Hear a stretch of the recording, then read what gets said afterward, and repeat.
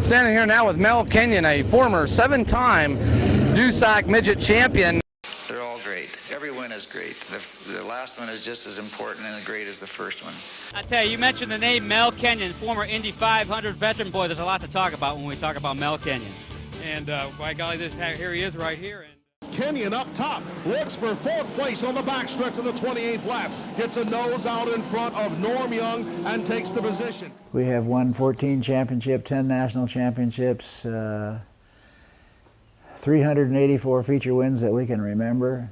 The third row, car number 61, Mr. Midget. 7th starting position from Lebanon, Indiana, the Rose Trucking Volkswagen, Mel Kenyon.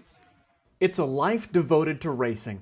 Mel Kenyon's love for fast cars began when he was 12, and it shows no signs of stopping. From working on them to driving them, driving the race cars 61 years, but technically there's a couple more than that, not legally.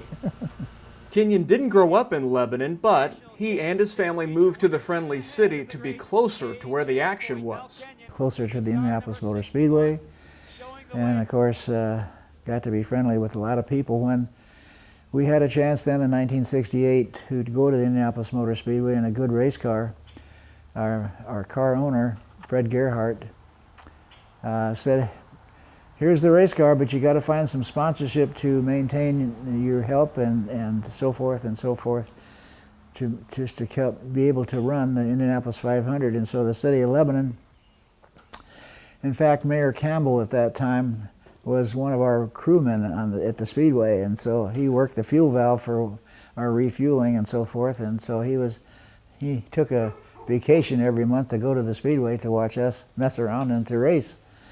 And so he got involved with the city and had donations. Boy Scouts and Girl Scouts and various businesses donated towards our running the 500 that year. Mel finished 3rd in the 1968 500, but talk to any Indy race fan and they'll tell you Kenyon's greatest accomplishment was surviving one of the big race's biggest crashes. We've had a spin back here, Sid, and about 3 cars spun around. 1 car is on the wall. It is car number 23. That's driven by Mel Kenyon, the Sprite car. I have my glasses on him, and I believe Mel is just about to get out of the car. We have had about 3 cars. Now we've got a 4th into the wall. Has crashed. 2 more have crashed. I spun in Steve Krisloff's oil when he blew his engine, STP slick stuff. But I thought I was down slow enough, but I got in his oil and it turned around and just bumped the wall enough to pop the tire off the wheel. No damage. Unhooked, slid back, and was ready to get out of the race car when I looked up, and here comes Gordon, John Cockmurray, Andretti, John Rutherford, who had gotten in the same oil that I got into, and here they come right at me at 180 mile an hour. And I saw him coming, and so I dropped back down into the cockpit in a crouched position. And he went up over my nose and left some tire tracks on top of my helmet. I could have lost my head.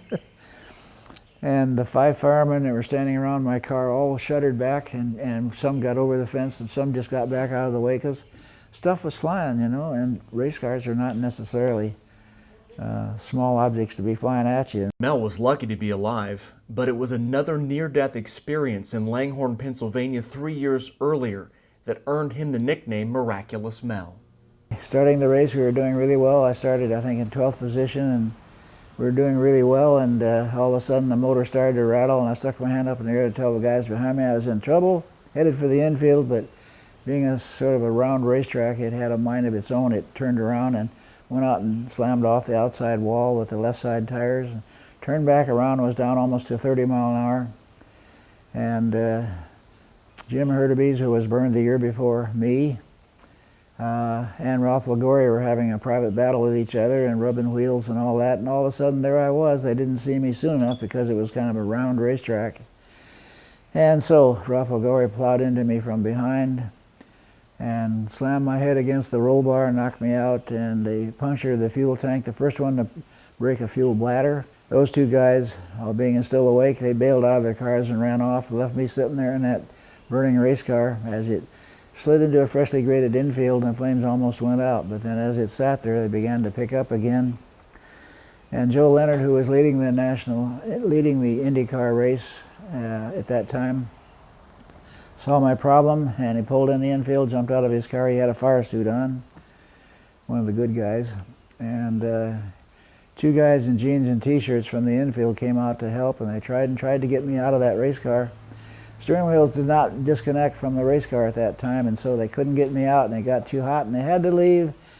And so finally a Jeep showed up with fire bottles in it. Everybody grabbed a bottle and put the fire out. But I was sitting in that fire for 3 minutes, and as they took me out, I was so slippery they lost me into that freshly graded dirt.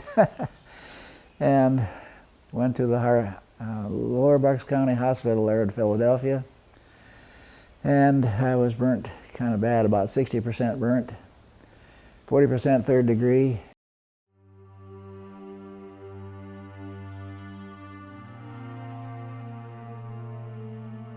Kenyon had cheated death, but auto racing took a backseat to recovery, and it was a long and painful road.